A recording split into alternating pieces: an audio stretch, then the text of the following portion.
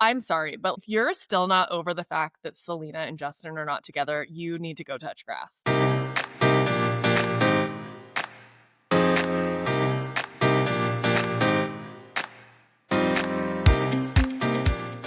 Hi, friends. Welcome back to Sisterhood Tea Party Podcast, where we sip, spill, and speak on all the things. I'm Jessica. And I'm Stephanie, and today we're talking about one thing the internet never runs out of: celebrity beefs. From diss tracks to subtle shade to full-on public fallouts, we're breaking down some of the most iconic celebrity feuds of the last decade. We're talking Nicki versus everybody, Drake versus Kendrick, Taylor versus Kanye, Selena versus Hailey, drama that took over timelines and lived rent-free in our group chats. So grab a snack because we've got some piping hot pop culture tea to spill. But before we dive into the beef, let's do a quick vibe check. What's been on your mind this week? For me, top of mind has been spooky season because it's loading. For those of you who don't know, hopefully you know by now, we've been doing this a long time. I'm sure I've talked about it. My birthday is Halloween, and therefore Halloween is my favorite season. October's very own, OVO season. And I'm literally right now holding myself back from going all out quite yet. I have one spooky candle. I did look at the Halloween stuff at Michael's the other day, but I didn't buy anything yet because I want to pull all my decorations out. And I am starting to plan. I'm going to do like a spooky Halloween themed candle making thing with some of my friends. And I'm starting to look at, okay, what are the haunted houses and how am I going to schedule them out so I can do all the things for spooky season? But I'm so excited. I'm just trying to be like, don't go all out yet, but I'm probably a week away from just like fully exploding into my darkness Halloween mode. I love this. I'm so excited.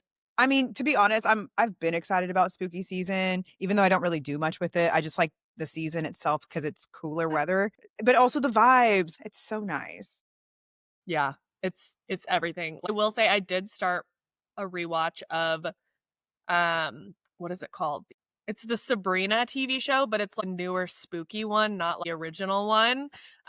Because I was like, it's like a little bit of spooky vibes before I like watch all the movies and everything. I love it. What is top of mind for you? For me, I have some fall travel coming up, which is very exciting. Okay, where are you Did going? I tell you where I'm going? No. Denver. What? You waited to tell me when you got on here. I did. I was like, okay, let me not say anything. Yeah, I'm going to Denver. I'll give you dates offline. But yes, coming up very soon. It just got marked on my calendar. So I'm waiting for confirmation to book and do all the things. So yes, very soon. Yeah, send me the dates offline so that I can schedule you into my spooky season as well. I'm so excited.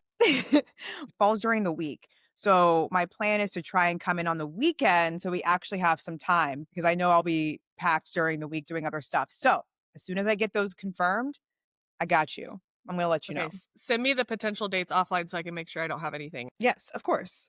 Okay, that means you guys might get more real in-person content from us. This is exciting. It'll be nice. Yes, and it'll be our 2-year anniversary of doing the podcast at that point. Almost 2 years.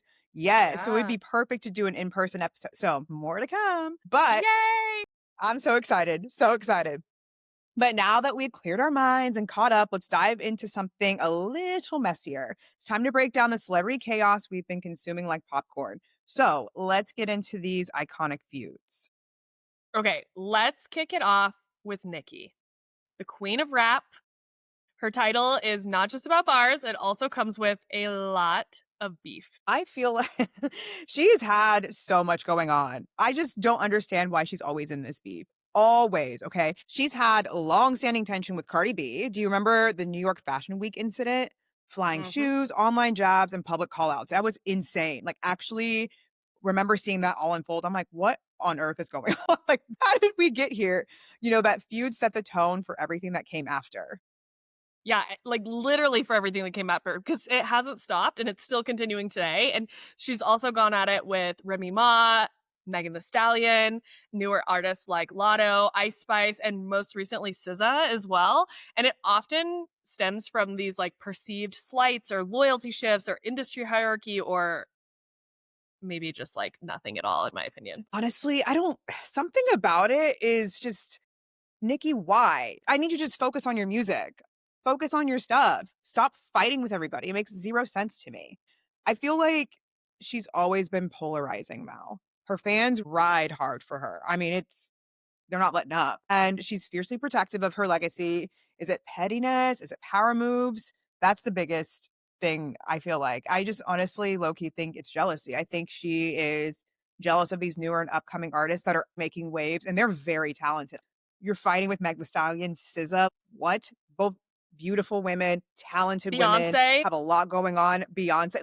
What are you doing? And what's weird about it is that she has collabs with some of these artists with songs in the past. So again, what's going on here? What's really tea? You know what I'm saying? I mean, I've heard rumors of drug issues there.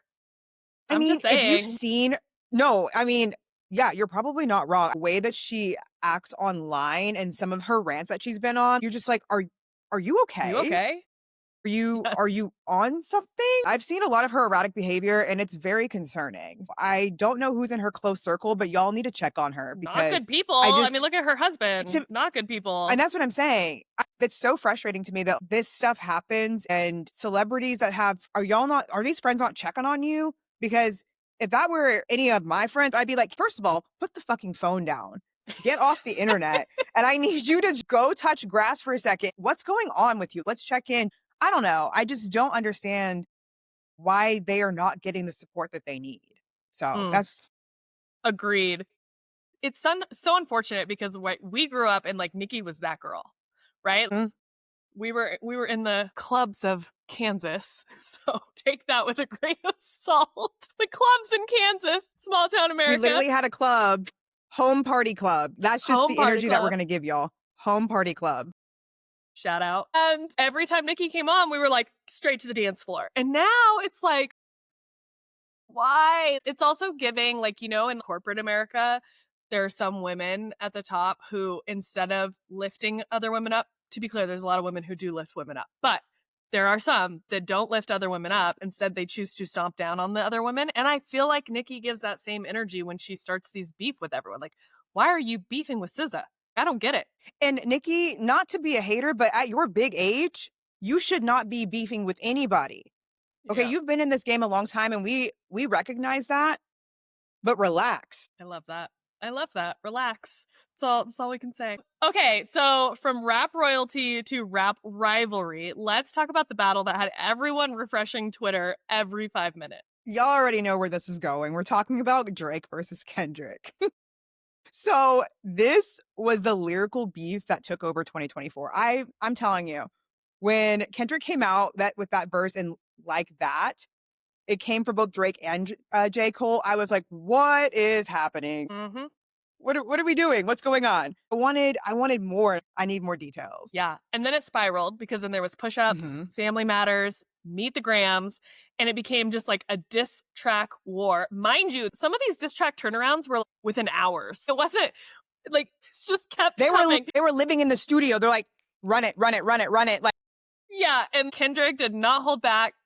He pulled up receipts, references to Drake's inner circle, allegations. So did Drake. It was crazy. And the internet was on fire, girl. Okay, Reddit threads, TikTok breakdowns, rap Twitter was overanalyzing every single line. And Kendrick came out with the stronger punchlines. I'm not gonna lie. He really, to this day, I be playing Not Like Us in class, and everybody is singing. It's just what it is. Everybody sings it and everybody still references it.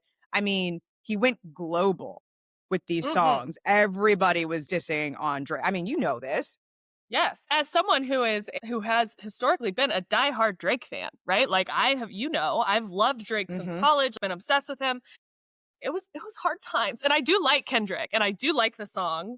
I agree. Kendrick won the rap battle. No doubt, hands down. I mean, it won Song of the Year, etc. I mean, but I still love Drake. I do. I will say what's also fascinating about this beef, I don't know if you've caught this recently, but this has now also spun into a beef between Drake and LeBron. Have you seen this stuff? No, break it down. Okay, so because, I know way too much. Okay, so basically LeBron was obviously vibing with the Kendrick song because it was, like you said, the song of the year. Everybody was, right? And Drake and LeBron used to be friends. They were friends. Drake literally had a tattoo of LeBron on him. Drake has gone on LeBron's TV show, the barbershop one that they do and stuff. So they've been friends. I don't know if something happened on the back end, but Drake did not like seeing that LeBron was vibing to this song about him. And there was even, I guess, a time where Steph Curry, I think when they were like doing the Olympics or something, Steph Curry was like, can we play a different song and not that song? And later, like he said, it was because he's friends with Drake is why he did that. But LeBron didn't do that. He was like, I love this song, you know? And so then Drake just a week or two ago dropped a diss track towards LeBron about this. And then he got the tattoo covered up and he changed the lyrics in one of his songs where he talks about LeBron in a good way. He changed it at one of his recent concerts. So like Really? they're not friends now. And so the beef continues. It just keeps going and going. It's wild. Yeah, but I do feel like, I don't know, the beef elevates the art, right? Like these real things that happen and the music was fire, right? The music was so good. And so, I don't know, a full kind of rap battle turned into this cultural moment. 100%. I mean, in the fall, and I think I've told you this, I always did a Drake theme ride during OVO season. Duh. But now I'm like, okay, I have to elevate this a little bit and continue the beef in class. So it'll probably be a Kendrick versus Drake ride. And that's going to That's a good be, idea. it's going to be fun. So that just goes to show it's just always going to continue. I will always have them beefing against each other in class, at least. Mm-hmm. Well, while that beef was all about bars, this next one was all about brands, receipts, and reputation. Let's rewind the cultural moment that was Taylor Swift versus Kim and Kanye. I feel so passionately about this one. We may end up talking about this for 30 minutes, but okay, it was Let's go. it was the most iconic modern pop culture feuds, and it started in 2009 at the VMAs, but then the real explosion came in 2016. So in 2009, if you lived under a rock and you don't remember, basically Taylor Swift was winning an award at the VMAs, and as she was accepting it, Kanye came on stage, and Taylor has said in interviews afterwards that she thought that it was like part of the show or something. She didn't understand what was going on. And mind you, she was super young at this point.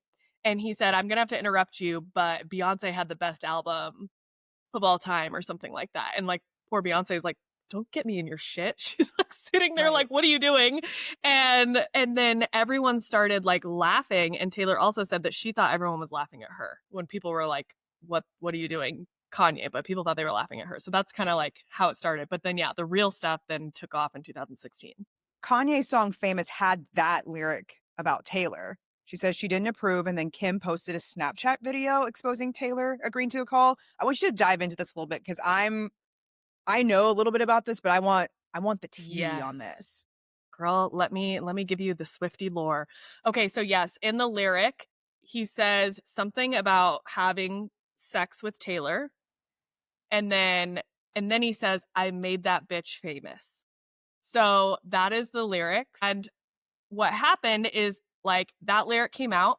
And then Taylor basically said, that is completely inappropriate. Don't take credit for my success, because he's saying I made her famous because of the VMA incident. Then Kim released a video that showed Taylor was on the phone, on speakerphone, and her and Kanye are in the video. And in the video, he's seemingly asking her for permission to include this lyric. And she says, oh, that's kind of funny. Yeah, okay, that's fine. Whatever. So when Kim dropped that video after Taylor had tried to be like, this is a terrible thing to say, the internet then branded Taylor as a snake.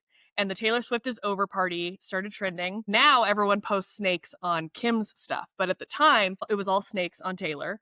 And so Taylor went into hiding. She literally didn't leave her house for like a whole year. And she then dropped Reputation as like a direct clapback, which was like her intro for the concert was like very similar to how Beyonce does right before she plays America Has a Problem, with all those clips of people hating on Beyonce and Cowboy Carter. It was all these clips of people hating on Taylor. And then the full clip came out later. And you see that Kanye did not tell her the whole lyric. He only told her about the might have sex line. He didn't say that I made that bitch famous. And so that's when then the internet flipped back. And also I think back then it wasn't cool to like Taylor Swift. And now it's like, she's very in, right? But like, that's just culture changing. And then on top of that, not only was there this lyric that he released, but there is a banned music video. Like you have to find it on a different site. It's not even on YouTube anymore, I don't think, of this song. And in it is a naked dummy of Taylor Swift in bed with him and Kim. So like, yeah. What and like the it looks fuck? just like her. Yeah. Fully exposed in bed. And it's a giant bed. And some people have like conspiracy theories. Is it the bed from the Diddy case and shit like that? But like, this giant bed, and there's like all these people in it, naked people. And the person that's next to him and Kim is meant to be Taylor Swift. I had no idea about any of this. I only knew truly the clip notes of this. Yeah. Of the VMAs and then some of the stuff from 2016, but I did not know. Wow. Mm-hmm. What a mess. Girl, Yeah. I feel like the It's whole so thing icky. was, I just feel like this whole thing was about the narrative control. I mean, it sounds, thinking about how things flipped and what he was doing, piecing things together that were not true, trying to flip it. It's wild. And the people, just side note, people who still support Kanye, y'all need to go to fucking hell. And that's all I'm going to say. Yes. Anyway, the long game, Taylor won that. She rebranded, she re-recorded her albums, and truly became one of the most powerful women in music. And it's something incredible to see that she came back from all of that bullshit and accomplished so much more outside of that. Yeah, agreed. And I think to your point about people who support Kanye can go to hell, I think now time has also shown that Taylor wasn't the issue. Kanye is a whole hot mess of problems, and Kim and him, what that did, that was so weird. And it was just weird energy. Well, we could talk about this more, but let's move on. The next feud, that, arguably did or didn't happen. It's up for debate, but the internet made sure that it stayed alive and is still making sure it stayed alive today. We're talking about Selena Gomez and Hailey Bieber and the fan-fueled drama that would just not quit. I feel like this is one of the less direct feuds because this is truly a parasocial mess. People who have these parasocial relationships with celebrities and internet famous people, it gets weird to me. And this is a direct cause of that. Yes, it's 1,000% the weird energy of parasocial relationships. And it's one thing to talk about things like this, but yeah, the attacking people, the following people, that like, oh God, I could go all day. With this one too, so there was TikTok detectives. I myself got sucked into a rabbit hole because I'm like, I don't really follow Selena or Hailey, to be frank. I don't have beef with them, but they're just not people that I follow. But I went down an internet deep dive because these TikTok detectives were analyzing every single post, every single like, every single eyebrow move. And people basically decided that Hailey was copying Selena. And the question is the proof real? So just to kind of break it down. So first, that I can remember, there was an incident where Selena got a tattoo. And I wish I could remember now what the tattoo was, but it's something very specific. I want to say it's like a letter. I think it's a letter, a specific letter. She got this tattoo. And then like a couple weeks later, Hailey got the same exact tattoo. Kind of weird. I'll let you judge. Is it coincidence or not? I mean, I don't know personally if my man's ex got a tattoo and it was like posted on social media, because you probably saw it, probably wouldn't get the same tattoo. That's just me, but I digress. Then during the pandemic, Selena started a cooking show, and like one of the opening episodes of the show, she introduces her grandma in a very specific way, and it's this whole thing. Shortly after, Hailey starts a cooking show. Same thing, introduces her grandma, the whole thing. Also notably, Hailey's show only lasted like a few episodes. Selena's show still is going since the pandemic. Again, I don't know. Could be a coincidence, but like, again, if my significant other's ex did that, I don't think I would do it. No, but that's weird though. The tattoo, weird. The cooking show, weirder. You know what I'm saying? And the same kind of setup. I'm going to intro my grandma. She's going to intro her. No, no. Especially that's with someone as much me. Power. Yeah, agreed. Like if you, and especially someone like you have that much money and power, you could just like re-record the episode. Absolutely. I don't know. Yeah. Okay, and then this is the one that I think like, oh, this could maybe be a coincidence. I don't know, but there have just like been a lot of marketing images because they both have makeup companies. So there have been a lot of marketing images that have come out, or like photos that have come out where they're like very similar poses, very similar outfits, those things. I think that one you could maybe say is like, I don't know, they're both trendy, fashionable people, maybe. Right. I mean, do you feel like maybe they're working with the same agency or very similar agencies that have the same kind of vibe? To me, that's not totally weird because I mean, the branding looks similar-ish, very clean, sleek. I don't know. Yeah, I agree. And then there was an incident where when Selena went into, I don't know what it's called, I don't want to say it wrong, but the rehabilitation place where she went for her mental health. There's a clip where Hailey drove by Selena's house with her pastor's wife and drove by. And okay, that one I'm like, at face value, that feels weird, but I also don't know the community. You know, celebs all live in like these areas that are like gated communities and like all these things. So like maybe it just happened to be a coincidence and paparazzi was there. I don't know. But it does feel a little weird. Yeah, that is a little bit weird because what's going on? What's going on there? I don't get it.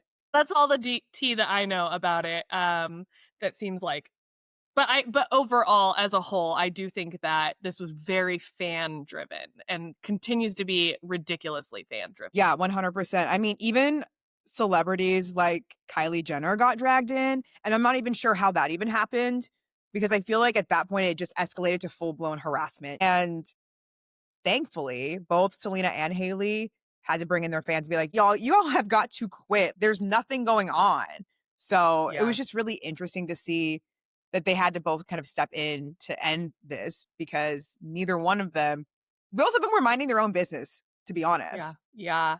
It's definitely a case study for how fandoms can project stories that might not even be real. And how these social media posts can turn into like, oh, is this shade and whatnot? And I'm sorry, but if you're still not over the fact that Selena and Justin are not together, you need to go touch grass. That's the part about parasocial relationships that drive me the most nuts is like you're holding on to a romantic relationship that has nothing to do with you from years ago. Let that shit go. Let people live and move on. People do that with the Vampire Diaries too, with like Damon and Elena, those actor and actress they used to date, and the people still want that. And I'm like, people, this is like 10 years ago. Get over it. Yeah, that is weird. I will never understand that, to be honest.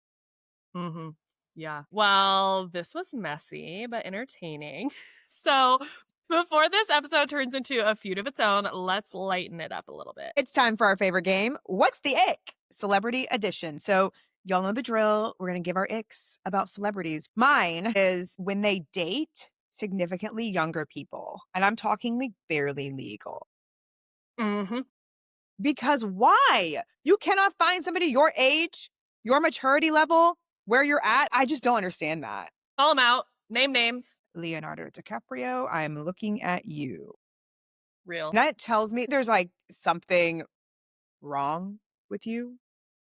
And I'm not a doctor. I'm not, I don't diagnose anything, but I'm like, something's not right up there. I don't get that. So obviously I'm 35. I could not see myself dating somebody who's 21. Like that's insane to me. Dating somebody who's absolutely not. But in the same regard, I also don't see myself dating somebody who's 65. So that's where I'm at. Isn't Leo like his 50s? He's Yes. 50s? How old is he? 50s.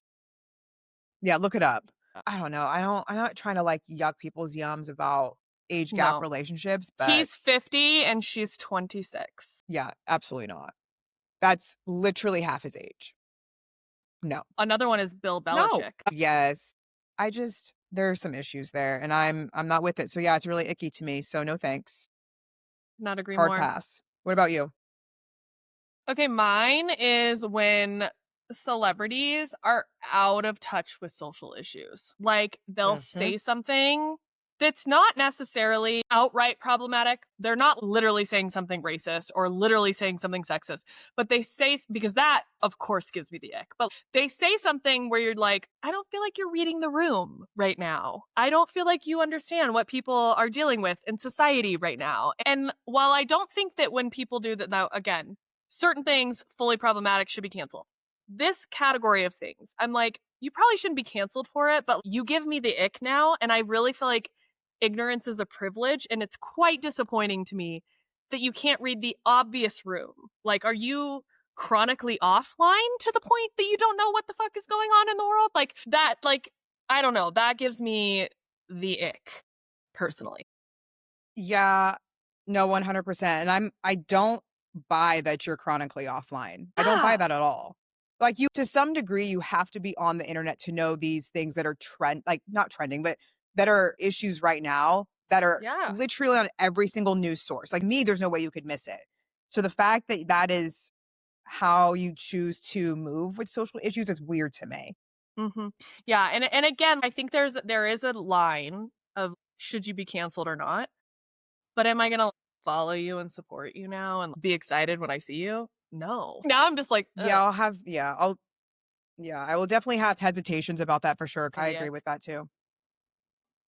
That was entertaining to say the least, right? Yes. But time to close out with our last drop of tea for the day. Celebrity beefs are entertaining, but they're also a reflection of how we consume fame, loyalty, and narrative. Every headline is a real person, whether it's ego, artistry, or PR.